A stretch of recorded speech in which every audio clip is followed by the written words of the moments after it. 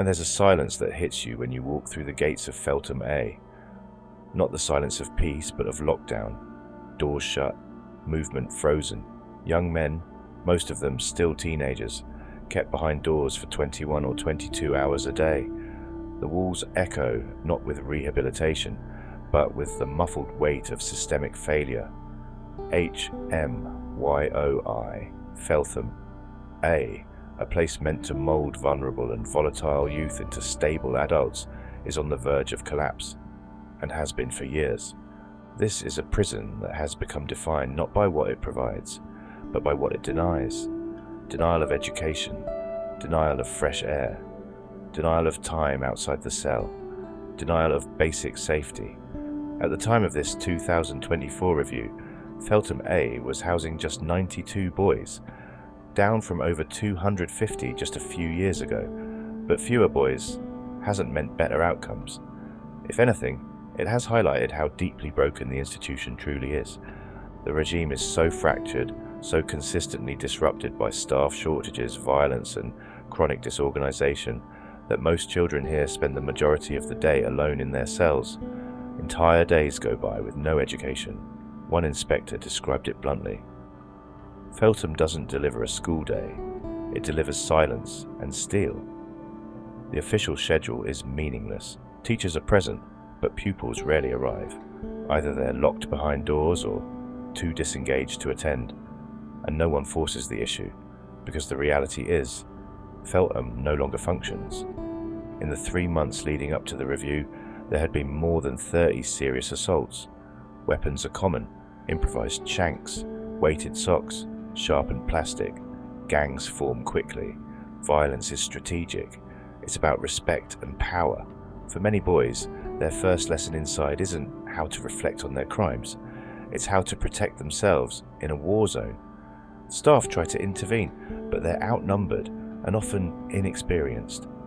Many leave within months of being hired. Morale is rock bottom. The prison tried to introduce enrichment, art, music, sports, but none of it survived the chaos. A drum kit sits unused in a locked cupboard. Gym sessions are cancelled last minute because there's no one to escort the boys.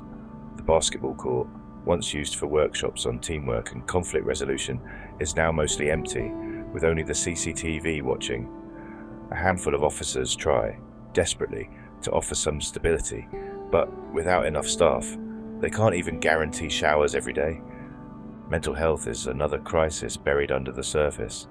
Most of the boys in Feltham A are not just young, they're damaged. Trauma, neglect, abuse, gang violence, poverty. It's all stitched into their identities. And yet, access to proper psychological care is almost non-existent. Too few clinicians, too few private spaces for sessions. In one shocking case, a boy who had attempted self-harm was left locked in his cell for 36 hours without being seen by a psychologist. ACCT processes, used to manage those at risk of suicide, were often incomplete or ignored altogether. The environment itself breeds paranoia. Staff describe how some boys refuse to come out of their cells even when offered. They don't feel safe. They don't trust the system. On several wings, inspectors found entire units locked down in the middle of the day, with boys asleep or staring at blank walls. In-cell education packs, the prison's go-to solution, are rarely completed. They're either too basic or too irrelevant. No feedback, no marking, just paperwork to show inspectors something exists. The use of force remains disturbingly high. Boys are restrained regularly, batons drawn, control and restraint, CNR techniques deployed. In theory, these interventions are supposed to be last resorts. In practice, they are routine. On one day during the review, 5 separate incidents of physical restraint occurred in just 2 hours. Body-worn cameras were often switched off. Some footage was never reviewed. There is no meaningful accountability, just paperwork, filed and forgotten. Rehabilitation? Feltham has all but given up pretending. The offending behaviour programs are either full, cancelled, or not running at all. Sentence planning meetings are rare. One boy, due to be released in under 6 weeks, told inspectors he hadn't seen his caseworker since arriving. There is no preparation for release. only a date circled on a calendar and a hope that things will be different outside. But everyone knows they won't be. Inspectors called it unacceptably poor. The prison service called it deeply disappointing. But those words don't capture the daily reality of Feltham A. They don't speak to the silence, the boredom, the anger, the boys turning into men behind steel doors with no education, no counselling, no mentors, no purpose, just punishment. Feltham isn't broken because the boys inside it are too difficult. It's broken because the system never really cared to fix it. This is a place that has been under scrutiny for 2 decades. Politicians visit, papers are written, reforms are announced, and nothing changes. The same cycle of violence, isolation, staff churn, and failure continues. Now ask yourself, why are children still locked up in a place where even the inspectors say the regime is not fit for purpose? What kind of future are we creating when our most vulnerable boys are taught that silence and brutality are normal? And how many more reports need to be written before the system finally admits Feltham A doesn't work and never did? Let us know what you think, because if this is how we treat our children, what does it say about us?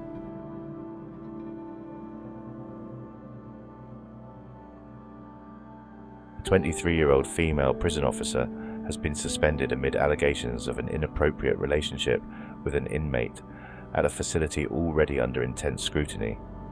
Katerina Tatus, who had been working in the prison service for 3 years, was reportedly escorted off the premises by security at Feltham Prison, a move described by insiders as being marched to the gates. The alleged misconduct came to light after a tip-off from fellow staff. While the details of the relationship remain under investigation, early reports suggest the claim involves inappropriate closeness with an inmate. The accusation comes at a time when public concern is growing about improper relationships between staff and inmates across the prison estate. The prison service has been forced to confront a troubling rise in such cases, many of which have been linked to corruption, contraband smuggling, and serious breaches of security. Police are now investigating the case, while Ms. Tatus has publicly denied the allegations, telling reporters, "I didn't do anything. I don't know what you're talking about." Her social media presence, including images of her enjoying holidays abroad, has already drawn media attention and sparked debate online about professionalism and perception. These events are fueling calls for stricter recruitment procedures, improved training on professional boundaries, and greater oversight of staff-inmate interactions. Feltham itself has been the subject of repeated criticism. Known for its high levels of violence and disorder, especially among young offenders, the prison was recently described in an inspection report as volatile and dangerous, where even children play the big man in a hierarchy of fear and aggression. A prison service spokesperson declined to comment on the specifics of the case, citing the ongoing police investigation. However, they reiterated that inappropriate relationships between staff and prisoners are treated with the utmost seriousness and are subject to both internal disciplinary processes and legal consequences. The Tatus case is just the latest reminder of the blurred lines that can emerge in the high-stress, high-risk environment of UK prisons, and the need for stronger safeguards to protect both staff integrity and institutional security.